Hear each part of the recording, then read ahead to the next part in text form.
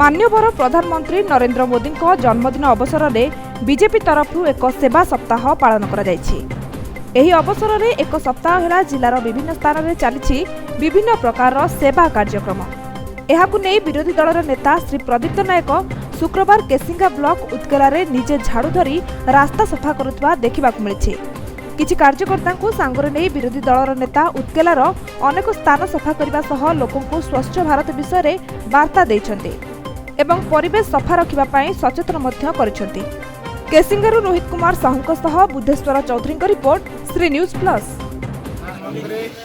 विश्व प्रसिद्ध सर्वग्रहणीय प्रधानमंत्री तेणु महान जन्मदिन को गोटे दिन पालन नहीं करी भारतीय जनता पार्टी सप्ताह सारा सप्ताह व्यापी सेवा सप्ताह नारे ये कार्यक्रम को व्यवहार कर